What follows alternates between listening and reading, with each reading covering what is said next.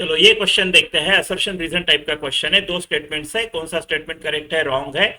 अगर करेक्ट है तो क्या स्टेटमेंट टू स्टेटमेंट वन का करेक्ट एक्सप्लेनेशन है, इस टाइप का क्वेश्चन है। पहला स्टेटमेंट है, an astronaut in an orbiting space station above earth experiences weightlessness. हाँ पता है वेटलेसनेस इन सैटेलाइट, हमको करेक्ट है। Statement two, an object moving around the earth under influence of earth gravitational force is in state of free fall. हाँ ये भी correct है। तो इसका आंसर और किसी की वजह से वेटलेसनेस होता है, तो ए है, it is correct explanation, both are correct. इसको शांति से समझते हैं। देखो it is very similar to lift वाला केस, राइट। हमने लॉज ऑफ मोशन में लिफ्ट पढ़ा है, राइट। वहां पे भी आपकी एक अर्थ है, अर्थ के ऊपर एक लिफ्ट है, पकड़ लो, है ना। लिफ्ट ऊपर नीचे कर रही है, लिफ्ट में एक आदमी है, वो वेइंग मशीन में अपना वेट देखने की कोशिश कर रहा है, ठीक है। अगर ये लिफ्ट का एक्सेलरेशन नीचे के तरफ है और वो जी के इक्वल ही है लिफ्ट का एक्सेलरेशन, तो हमको पता है वेटलेस फील होता है। वो कैसे है, देखो सेंटर ऑफ अर्थ के तरफ इस मैन को ग्रेविटी खींचेगी, एम जी मान लो, एम उसका मास है मैन का।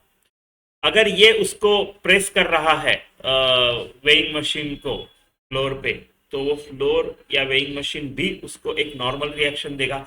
ये होता है आपका आपका जो फील करते हो आप वेट, एपरेंट वेट, ये होता है, ठीक है। और ये जी है।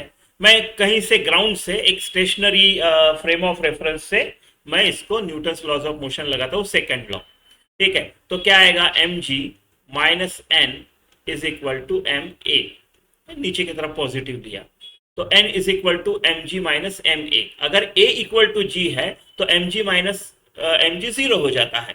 अब सेम केस इधर भी है, देखो ये आप जो कर रहे हो, राइट।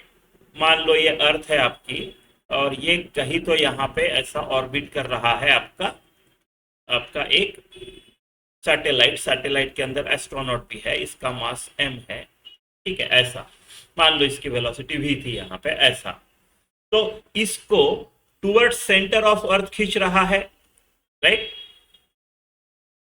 करेक्ट। और इसका एक एक्सेलरेशन भी है, देखो circular motion is an accelerated motion, है ना।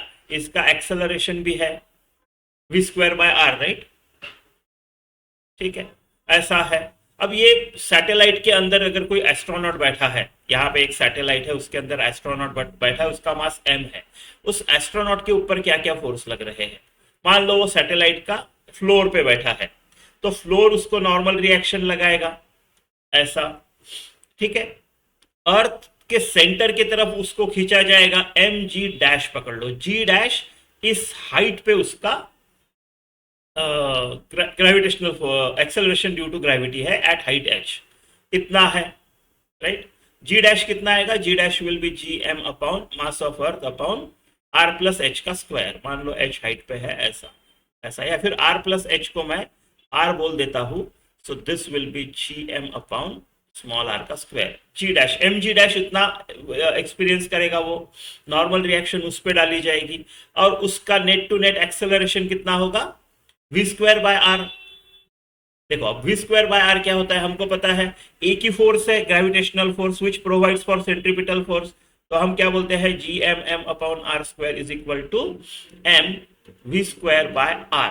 काट कुट के मेरा जो वी स्क्वायर आता है, वी स्क्वायर बाय आर जो आता है, वो G M upon are square ही आता है ना। देखो G M upon are square ही आता है, तो वी स्क्वायर बाय आर मेरा G M upon are square आता है, small R, R plus H का स्क्वायर।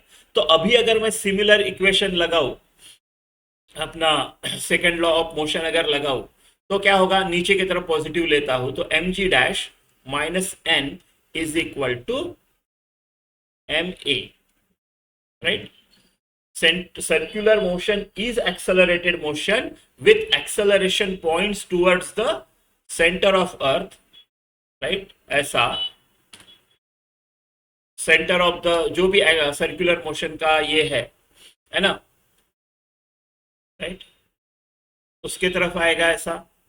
तो अगर मैं ये लगाता हूं तो नॉर्मल रिएक्शन क्या होगी, m g dash minus m a. अगर आप अच्छे से देखो तो आपका जी डैश और ए सेम ही आया था, ए भी उतना ही आया था, जी डैश भी उतना ही आया था, जीरो। तो आपका जो नॉर्मल रिएक्शन है वो जीरो है, ऐसा, ठीक है। तो वही केस है, लिफ्ट अगर जी से नीचे एक्सेलरेट हो रही तो आप वेटलेस फील करोगे, वो वाला ही केस है। तो सैटेलाइट में सब सबका एक्सेलरेशन एक ही है, सैटेलाइट के अंदर का एस्ट्रोनॉट, सैटेलाइट का बॉडी, सारे के सारे GM upon are square, r orbital radius GM upon are square से नीचे आ रहे हैं। ठीक है, फ्री फॉल में है सारे, फ्री फॉल में है वो सारे।